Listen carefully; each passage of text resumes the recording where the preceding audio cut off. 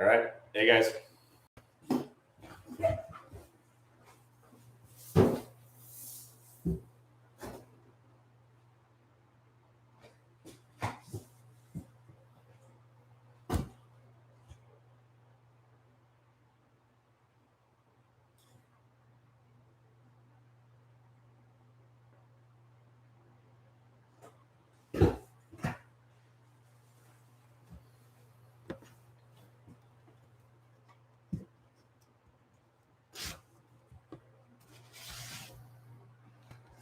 Hey, guys. What's up? Welcome back.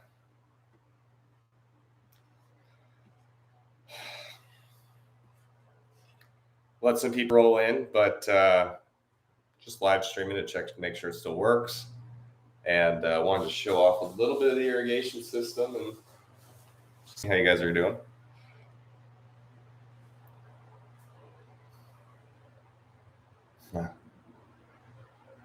Okay. Yeah, let everyone roll in, but yeah, gonna have a new run going.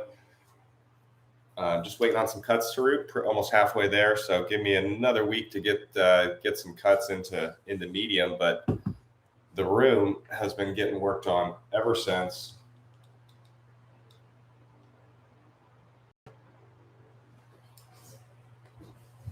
And new irrigation system, new drippers, new everything, and to go along with it.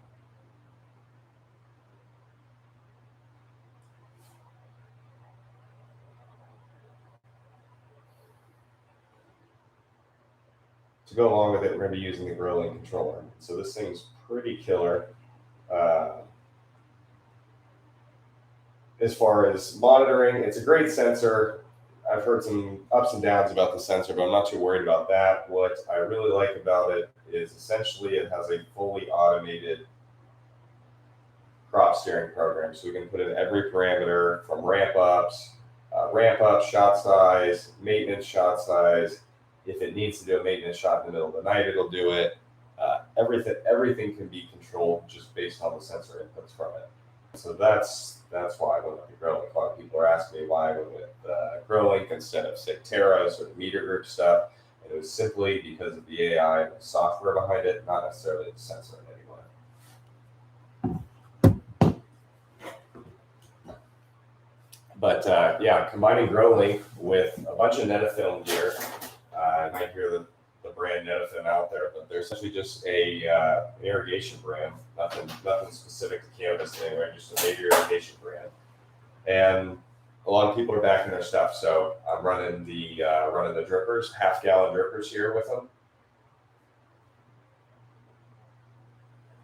Half-gallon drippers, 17-inch or 17-millimeter line, and then using the I believe it's called Tech Locks, or I think it's Tech Lock fittings, which are just compression fittings specifically for the Netafilm. So all of this from below the pump down is Netafilm, and then everything from the pump back is basically just hardware source stuff. So we got Rainbird irrigation valves, standard check valves, PVC from anywhere, schedule 40. There's a mesh filter that also has a pressure regulator in the backside, $7 at Home Depot. And we're using a DC house pump, but it's essentially the exact same pump as the C-Flow I was using before.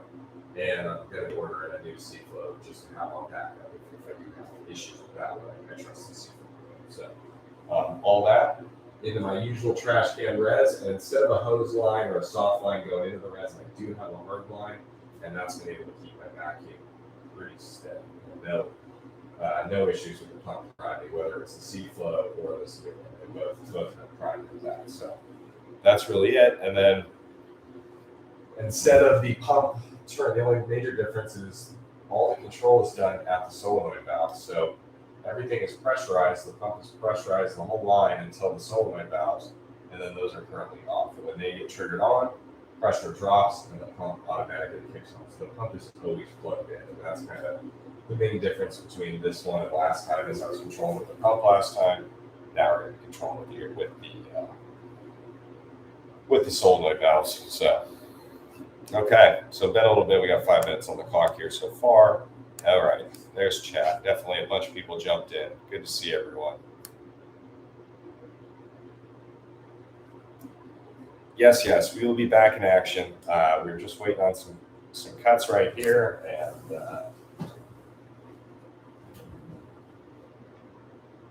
we do have some roots, so we'll be back soon. But the room was more important. Wanted to get the room fully built and ready to go, and then built a new drain system as well. It's hard to see or hard for me to show you on camera, but essentially just a standard fitting teed off, and then it's one line that drains out of my building right there. So you can see it goes out of the building there, and then 1 and 2 down there. So pretty easy for me to get to it that way. Yeah, Botanicare 4x4 trays. I think I've had both these for probably 6 or 7 years at this point. But I think almost coming up on 10 years here for the first one. Botanicare low tide, because I don't do any flood and drain. There's no sense in using like a typical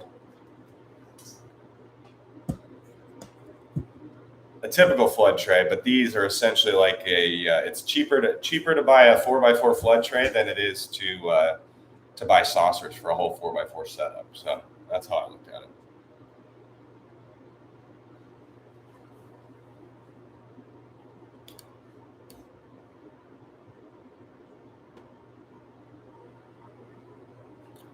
I do have some LED strips around, very limited on that. I only have like 100 total, and I think I sold like 40 of them last night. I haven't been selling any at all, but I have like 100, 150 laying around.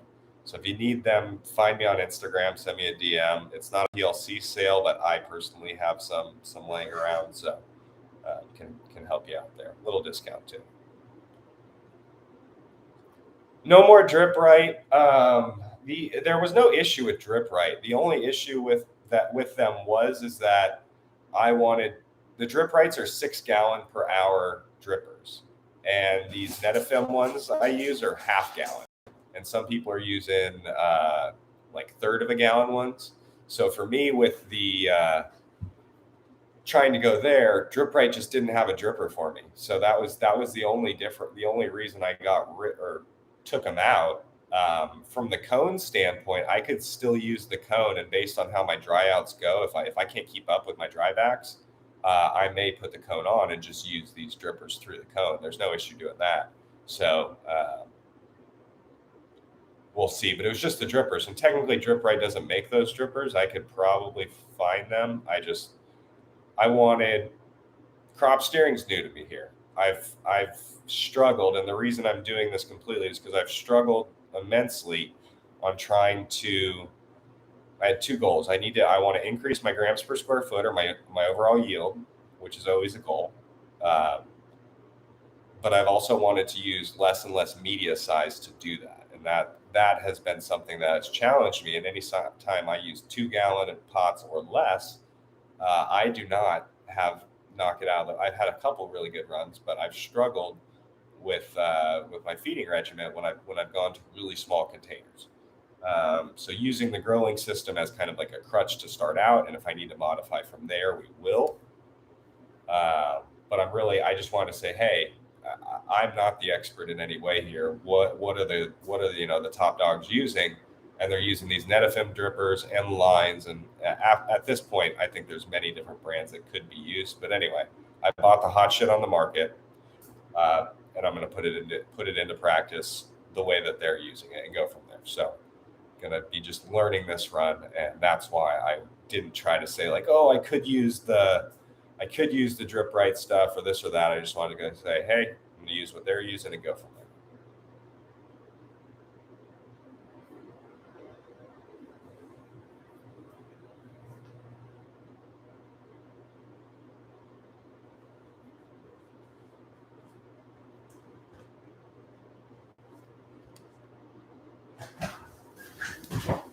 Let's see.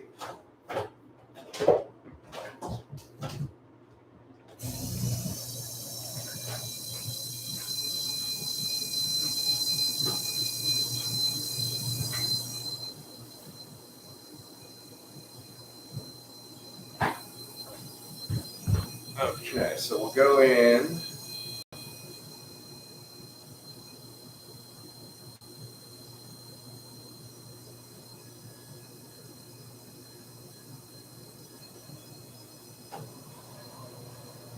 All right, so just opened up the valves. Valve 1 on, valve 2 on, and vacuum with the pump. So.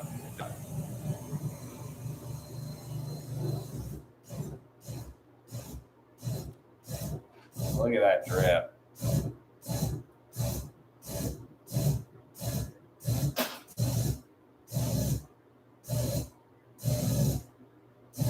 All right, valve 1 off. Valve 2 is still on. And go, baby.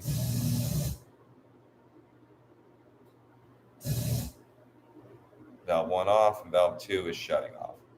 That's the one thing I will say about the GrowLink is when you're activating the valves by hand here, it's pretty slow. It seems to be doing okay when it's in its automated AI form and it does it itself, but when you manually turn on and off a valve, it does take a little bit here. So that's my only little gripe, but that could be my internet connection here. Who knows? Am I ever going to use HPS? No, I've grown 20,000 watt rooms with HPS. It did its job back when it was the top technology, but it's no longer the top technology by any means. So no, you'll probably never see a sodium bulb in any of my grows ever again.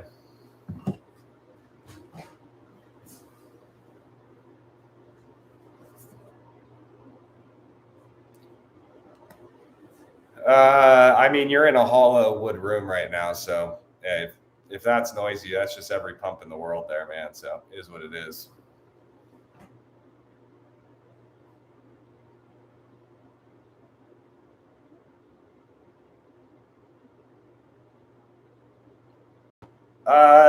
Yeah, it's not a whip. It's called flexible PVC hose. The whip is not an official product by any means. I hate that term, but reason I don't have a whip is because you can only buy that friggin' hose in like 100-foot sections, and I need like maybe 6 feet of it tops. If I really wanted to stretch my lines to the ceiling, I could do like 8 foot. I could do like an 8-foot flex hose out there from top to bottom. It would give me some room.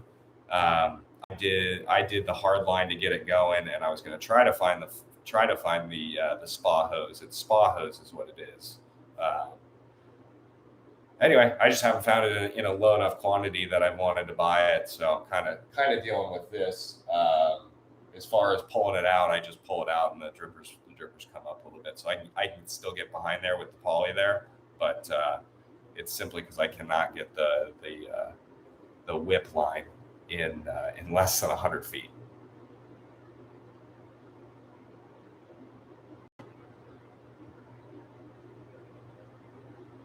Yeah, it's like 100. It's not bad. It's like 100. It's like $110 for. Was it $110 for 100 feet? So I mean, price wise, it's not horrible at all. But like, it's a little pricey. You know, that's the point. I wanted to do everything I could without compromising it and just going for it. Since yeah, new setup, new irrigation setup, as you can see here. But the rest of the room is still the same exact lights. I haven't changed boards, haven't changed anything. Still running Meanwhile driver, still running Trollmaster to control the environment. Yeah. Plants they're close, bro. They're close. So I don't know if you can see, but there are some roots.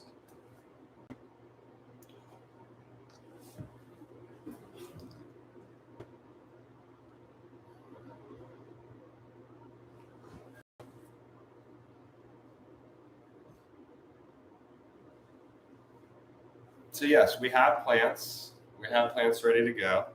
They all have roots because I've killed the moms at this point. Yes, I am running. So I'm going to run 9 per tray. So there's 2 trays. So I need 18 total. So 9 per tray. And I've got 15 cuts of wedding cake, 15 wedding cake from here over. And then I have 1, 2, 3, 4, 5, 20 cuts of ohms cut. So the theory is 9 and 9, but I've got a little extra of each if anything comes out. So I just need to get popping. But yeah, one side will be the Cushman's Wedding Cake Cross from Ohm's Law seeds. And then the other half will be the wedding cake that I ran very poorly last run.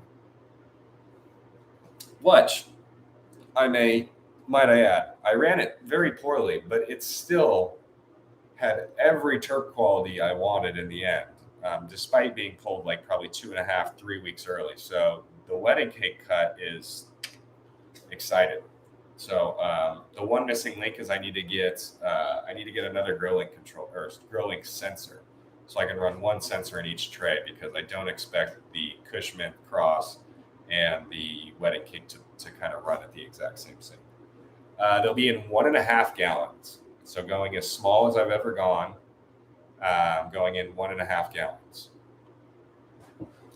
But based on how I've been vegging these moms in like 1.8 liters, is that what these are? 2.8? Well, at least less than 3/4 of a gallon.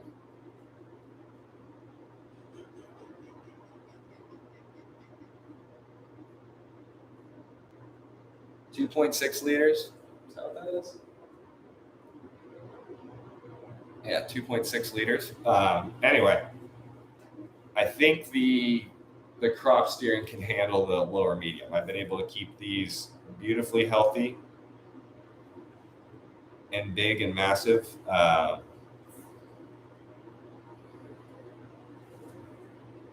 So that's the plan.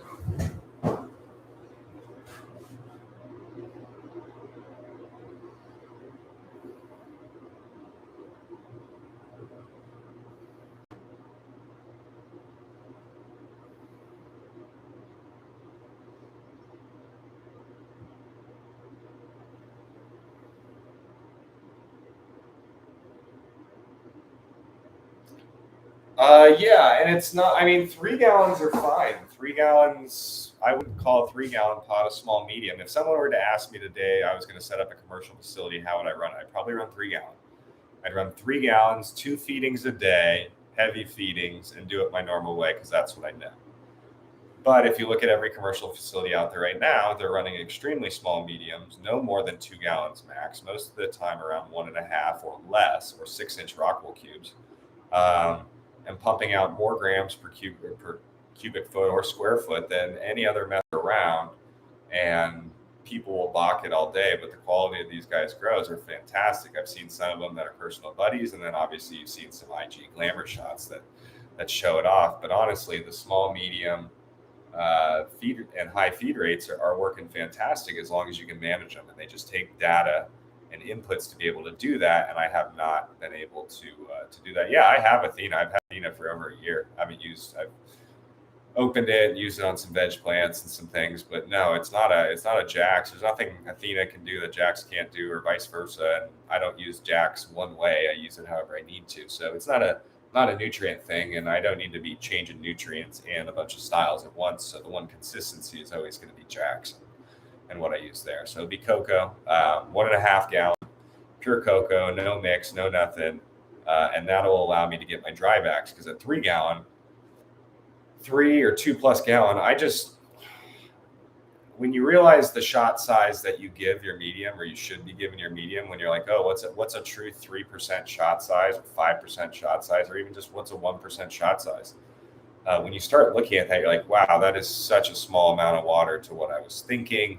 And then also when I look at the dry backs, when I was kind of hand watering, but I had the sensors in the medium, I was kind of like, oh, well, where does this put me? When I think it's time to water, what dry level is that? And I was definitely letting them get a touch drier. So I think we had some serious EC stacking and some things. And anyway, I've got a bunch of theories, and it all comes down to we need data from the medium, and that's what we're going to get this run, which is going to be more important than ever. And then on top of that, we're going to have water content volume. So it'll be just like running Blummets or anything along there, where we can set our water level, whether it's crop steering and running like a P1, a P2, a P3, and hitting those numbers specifically, or it's just the fact that we never let our medium get below 30%, field capacity or water volume there. Setting those parameters can save a grow. And so anyway, that's the plan. And if I can't do it, I will run Athena, and eventually I plan to run an Athena versus Jax just for the shits and giggles of it. But no, I'm not going to be jumping ship from Jax. There's nothing that's told me I'm going to need to do that.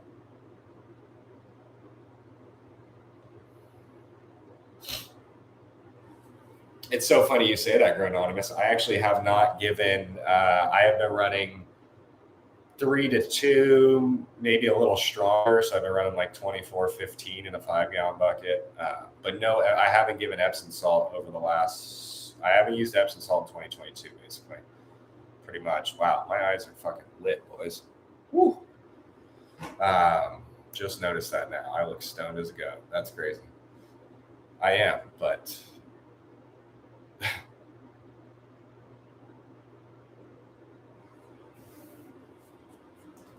Yeah, no. I got you. But I was just thinking it's. I haven't used Epsom in any way so far, and still working fine. Yep, still using Tribus. So currently using Jax Hydro or the Part A. So Jax 5-12-26 with the calcium nitrate and Tribus. Have not used. I have Fulvic. I don't religiously use Fulvic. People think I do. But no, I'm kind of basically just Jax AD plus Tribus and magnesium sulfate. It's always on hand if I need it, but right now, not needing it. And honestly, based on, if you want to talk Athena, a buddy actually got some solution tested where he mixed at, I think it was 5 grams to 3 grams, exactly their mix rate. And they have more magnesium than they say in there, but it's by no means a lot. It was at right around 60 parts per million, and their calcium levels are good. So it kind of reinforced me to stay at 60 parts per million, and I definitely have learned some things on how people are running Athena and how Athena is pushing it. As far as, I hate the words when they say stick to the program, but a lot of the quote unquote magnesium deficiencies I really do think have to do with a stick to the program, where it is an overall stronger feed strength that's needed. So we'll see. There is no PLC site, man. PLC shut down officially. One day I'll tell the full story of PLC, but today's not exactly it. But long story short, they shut down for business officially this year in 2022. I personally have a stash of strips left, so if you can get at me on Instagram and send me a DM, I can set you up with some strips, assuming you don't need like 500 of them. As long as you need less than 100, I should be able to hook you up. But they're going quick, and once they're gone, they're gone. So that's kind of the issue. I'm working on trying to make some new offerings in the DIY world for people, but it wouldn't be through PLC. It wouldn't be through me. Like I said, I'll explain everything I do for my day job and PLC and all this stuff coming up soon. I've actually gotten the okay from work as far as some things, but anyway, it's an interesting story. The gist of it is, though, that there is no PLC. PLC does not exist anymore. They are out of business. But I am more involved than ever in the LED industry, and not just horticulture by any means, but the LED world as a whole. Think Samsung and Cree specifically. I am more involved than anyone in the world, and it's actually allowed me. I now not work for, but because of my day job position, I actually deal with a lot of the other LED companies that are in existence. So literally, you could name 5 of your top brands that you love and like and what you would use in your room today. And for my normal job, I deal with them, whether they're a very good customer or potential customer or some things. But I help on the design side for a ton of companies these days, and it's allowed me to help with making certain things way better than they ever could be before. I have one. I'm not going to say brands on here, but think of one brand that was I would never support them in my life, and now I've helped them come around and they're actually making really good product and the price is good and this is coming from a company, again, you'd never hear it out of my mouth whatsoever. And then other companies that go back to the roll it up days that I'm now selling. Anyway, it's crazy. So long story short, no PLC, but I am helping the industry out as best I can. And I'm going to try to help the DIY world out even more so soon. Essentially selling the goal is to sell not sell, but give the photo boost design I have. I've given it to some CMs where a contract manufacturer could sell it. No, it's not Floraflex. That's funny. Floraflex is a funny guess. It's not Floraflex. Not them. Fuck Floraflex. I will still always say fuck Floraflex. I need an air bleed off valve for my irrigation system, and Floraflex by far has probably the best product and the cheapest product and the one I would use, and I will not fucking buy it. I will let this system overpressurize all day long before I fucking give $1 to Floraflex for anything. So no, not Floraflex. And it's their nutrients that piss me off. Honestly, their irrigation stuff is totally fine, and they make some good shit there, but they piss me off so much I will never give them fucking business in my life. I would piss on something if I saw it. But because the owner's a lying fucking bastard. He literally doesn't know what's in his own nutrient mix. He jumps into every industry he can, and that's fine, but you can't come at someone who's been in the industry for a while in there and try to call him a liar when he, in fact, is the liar and got blown up in his face. But nonetheless, fuck Floraflex. Anyway, working with some other brands that have really come up in life, and that's where the Green Jeans haven't been associated per se with PLC for a while, but it's officially closed. There's non-competes. Everything's fine. And, anyway, all good.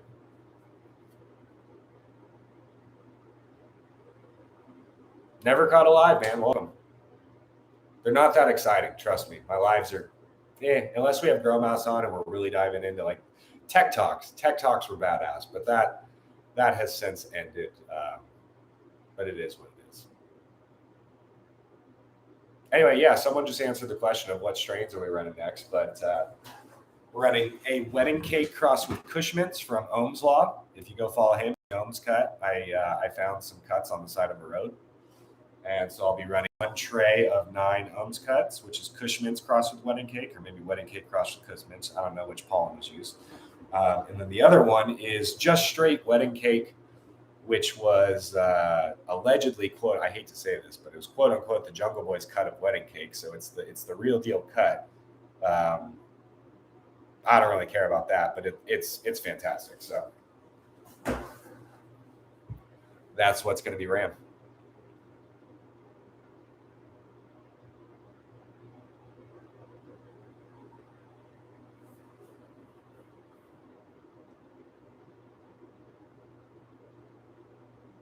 Yeah, it's not Mars Hydro, dude. It's an American company.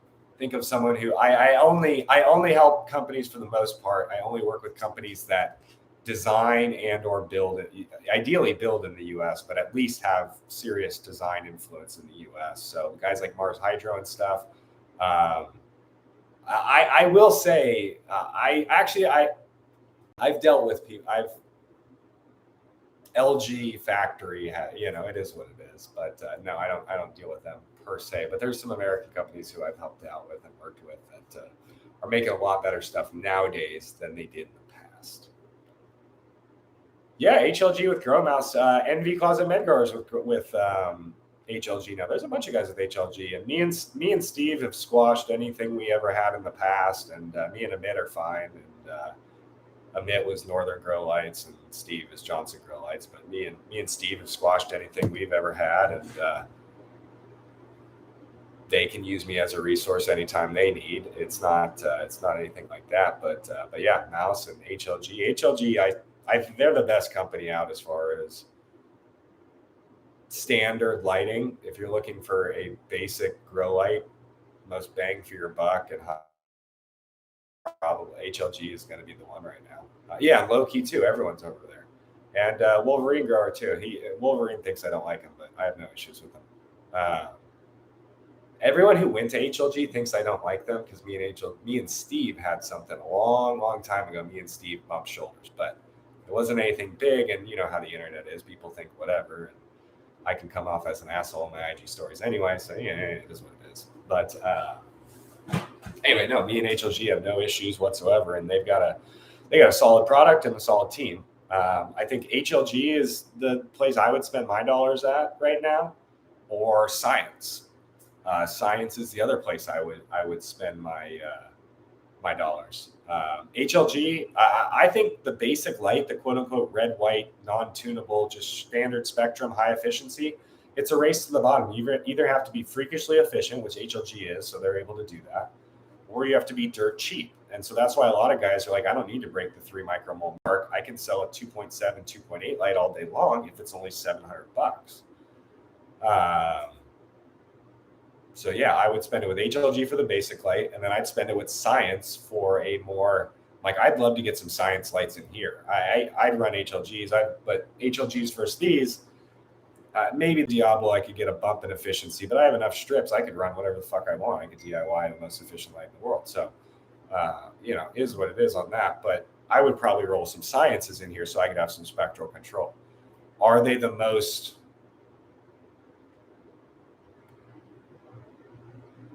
Exactly. I'll get into that, Grow Mouse. Hold on to that. I think there's a reason, and it's surprisingly genius at the same. Anyway, did I say Grow Anonymous or Grow Mouse? It's Grow Anonymous. Sorry,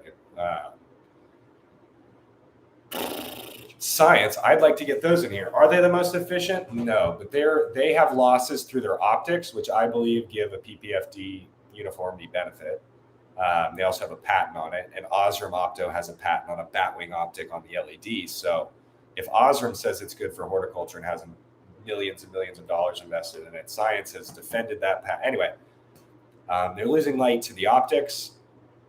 They're losing efficiency to the optics, and they're losing a little bit of efficiency in the fact that they're using a 50-50, but more efficiency in their controller because they have to be able to control it, and they're using one single driver to do it. It's actually really well. So they're getting like 2.5 to 2.6 efficacy, which is whatever. But they're given enough total light output, and they're pretty good. And then combine that with the spectral control.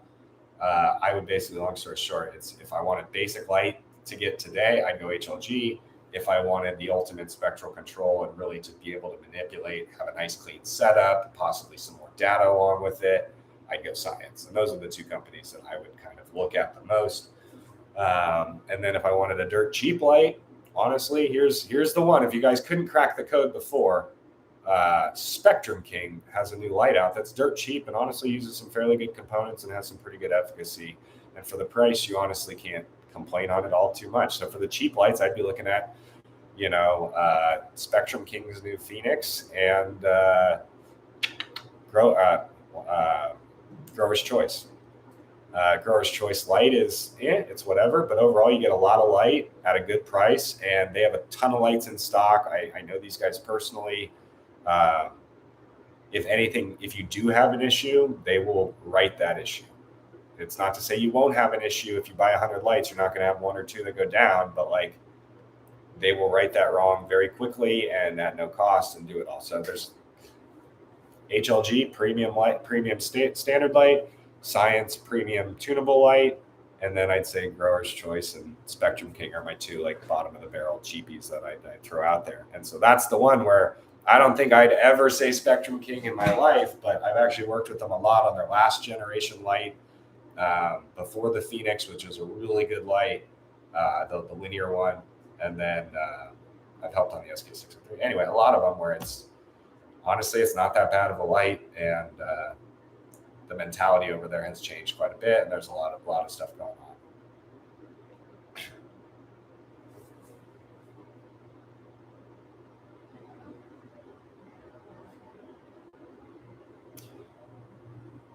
So Grow Anonymous to the HLG. That's why HLG can have the efficacy they have and then have the price that they have, because they should be, and they kind of are on the Diablo, but they're probably making more margin on that.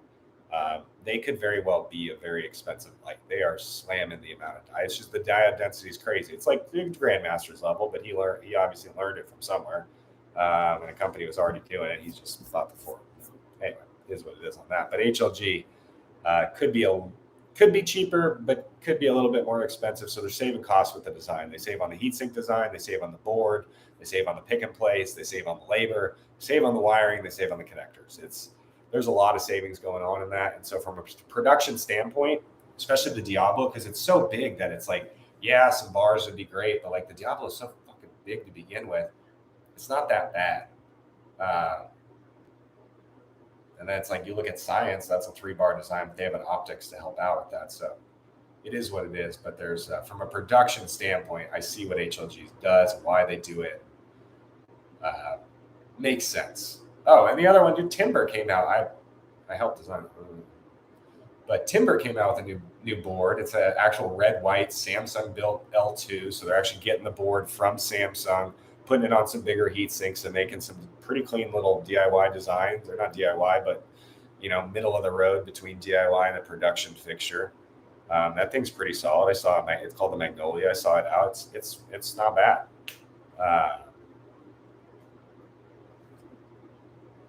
So there's plenty of good options, and that's part of the reason I didn't push to keep PLC open or to do anything further with it. Like it was a lot to do with, we did our job and we got out from there.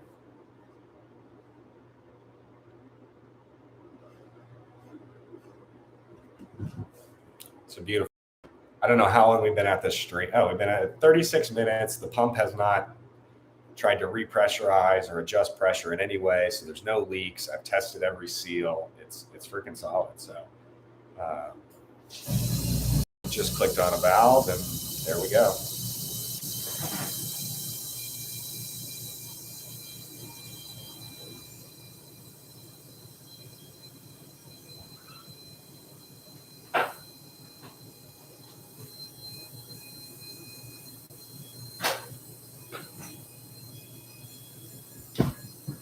Drip, drip.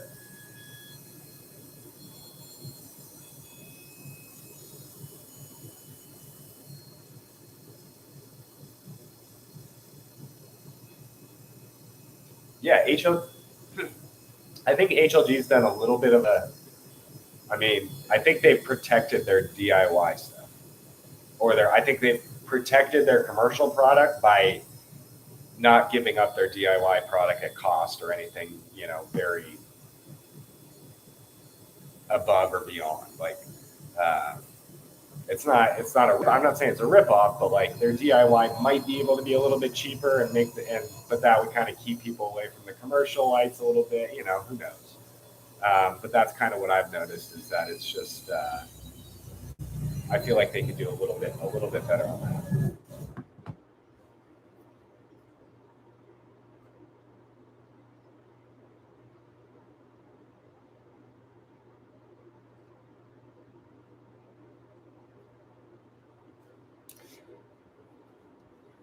So, okay. I don't know. Let me catch up on chat, see what we're missing. But that was kind of it. I just want to show off the new irrigation system a little bit, show you guys that I am, in fact, on my way back, and we'll have a new run up and going shortly here. More cuts. I didn't have a clone dome, so I just put them in a 5-gallon bucket, and then I put saran wrap over the top and put a little water in the bottom. And so that's my clone dome right now.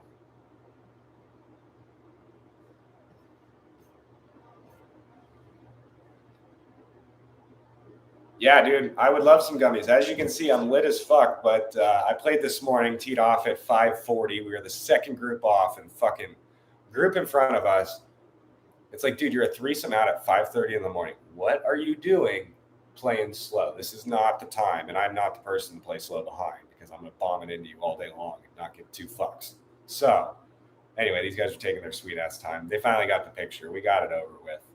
But man, I could not make a putt. I just missed like 4 or 5 footers. Shot 75. Not bad. One birdie, 75.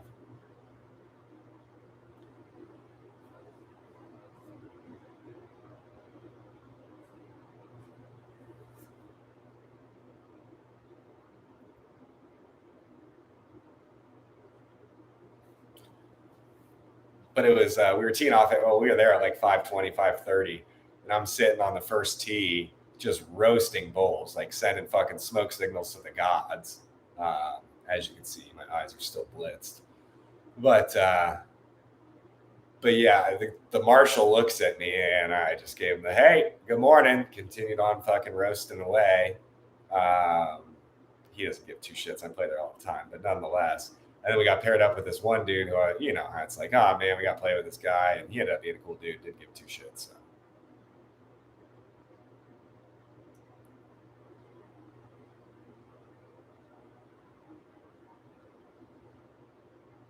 Oh shit, dude, you're gonna be sitting for a while.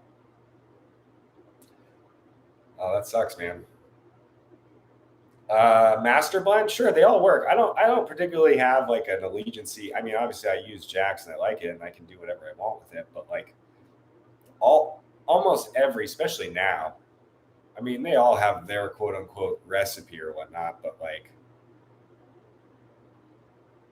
Veg Bloom, Athena, Jax, Crop Salt, Master Blend, Grow More. Like I'll use all of those more or less interchangeably and have limited differences. So, yeah, if you can get Master Blend, you just run it to them. Like all on my IG story and on all my past ones, I show you the breakdown, and I think I have Master Blend in one of the things. But it's like if you go to my profile on IG, it's on the save stories under nutrients, and I have all the sheets there. But yeah, Master Blend, it's fine. I think it's like a something 18, 20, 36, I don't know, whatever it is. But yeah, use it with calcium nitrate, run it to their directions, and you should be good to go. Yes, I am still, I'm running 3-2 right now for Jax. I'm running 3-2 ratio, and then my EC is whatever I need my EC to be. So I'm running 3-2 for veg, and change to 4-2. Back to 4-2 for flour. And the reason I'm doing that is because I'm really not running Epsom salt. So if I run in a little bit more of part A, I get more magnesium out of it. I also get a little bit more potassium, a little bit phosphor. Not much on the phosphor, but a little bit more potassium, a little bit more magnesium. And that seems to be going all right, no problem. And if I compare it to, say, an Athena's got a little bit more potassium on top of that. So if I say Athena's kind of the limit of where I'd want my potassium to be, it makes sense. So anyway, yeah, 4-2 works quite well. Seems to be good. I even think at 1.7, 1.5, 1.7 could be a pretty good running rate based on your nitrogen needs.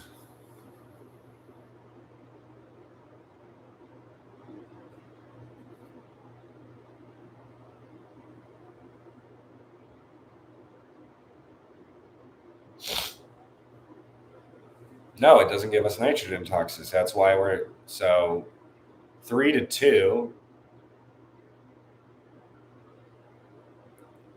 3-2. All right, so here we go. 3-2 is a ratio.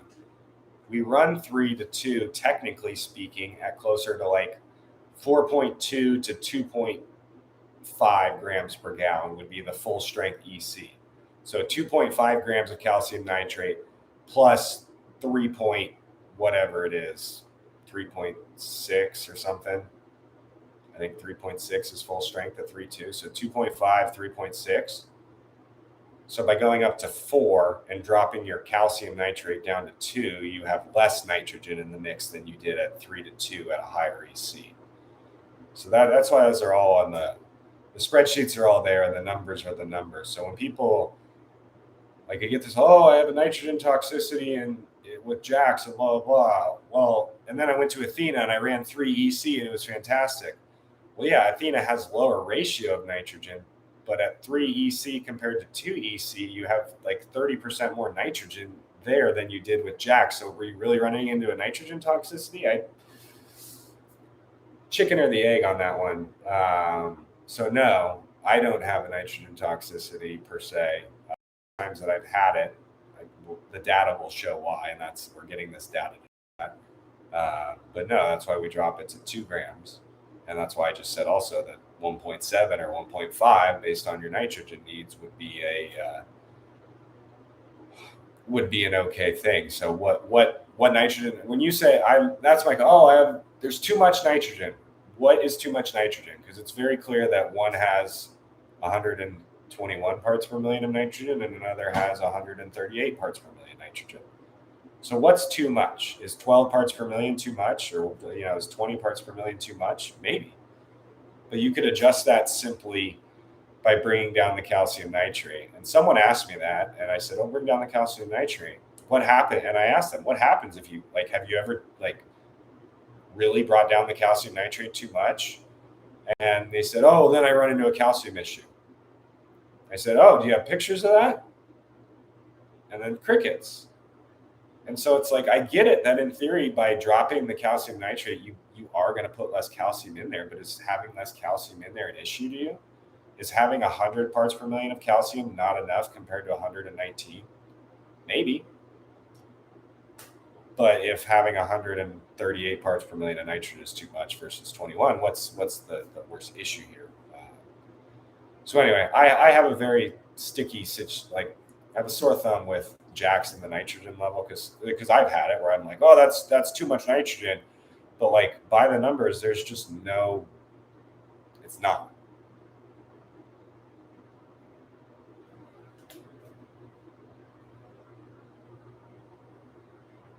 And it's not only that, it's okay, if that's too much nitrogen, that's fine. That's fine. Let's use less. But when someone uses more nitrogen, they say they have a nitrogen toxicity issue.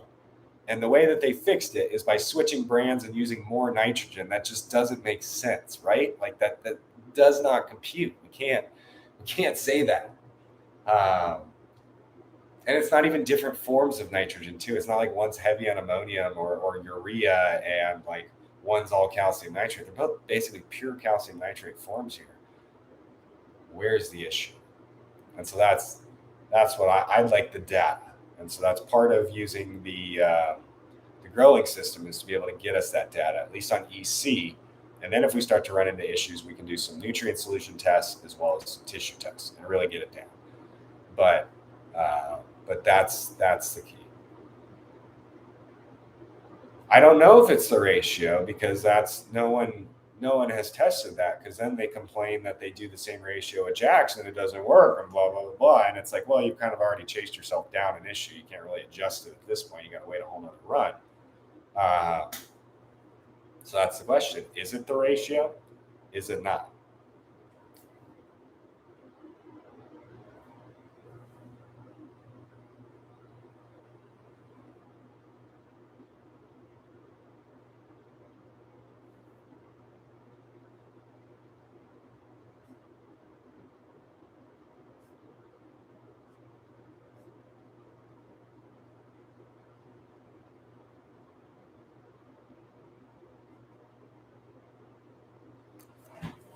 Yeah, this room never shuts down, but it's a financial burden for sure. And there's no income from this room for me in any way. This room is basically for personal supply, which it has no problem hitting, and a little bit of show.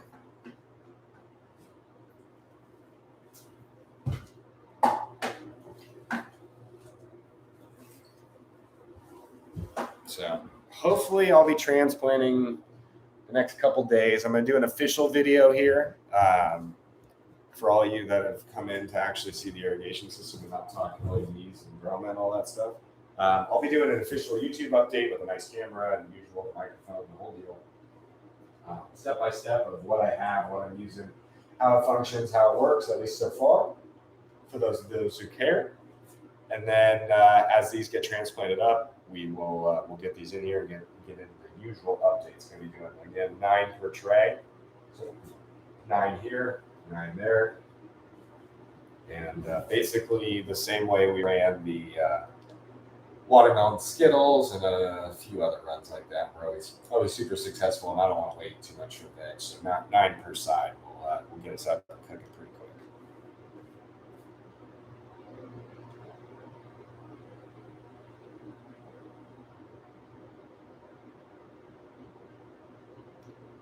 The runoff gets drained out. And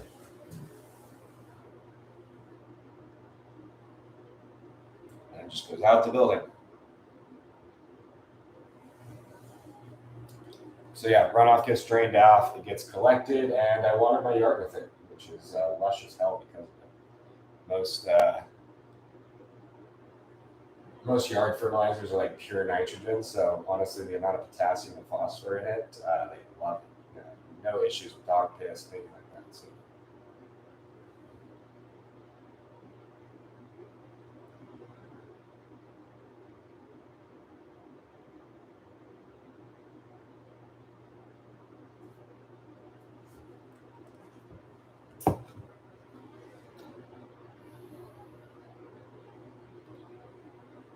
Two.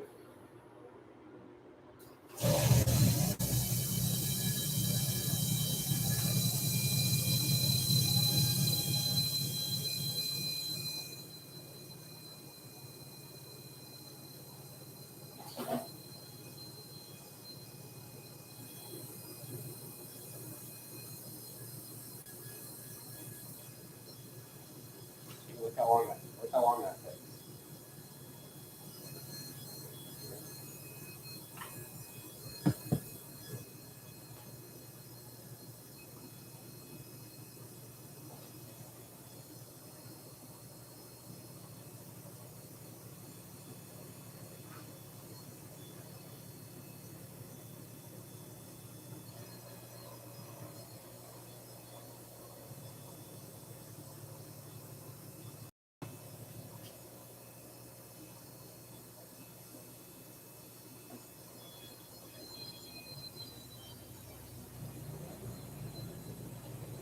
All right.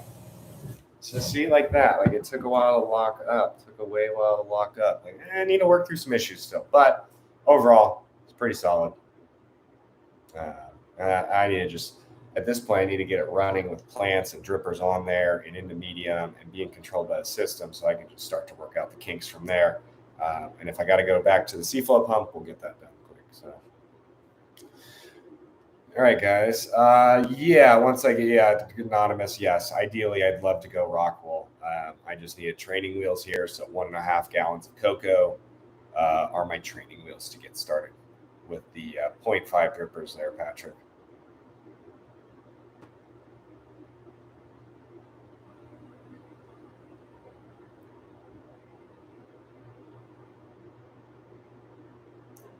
Yeah, for those of you guys who need LED strips, hit me up. I've got like 100 to 150, so they're gonna go quick. If you guys are buying 16, that's it's like 5 or 6 people. They're gonna go quick. So, and once they're gone, they're gone. I've been trying to send out an extra or two with people's orders so that you have a backup. But anyway, nothing official, but I've got some spares. So hit me up on Instagram, and I'll try to take care of you.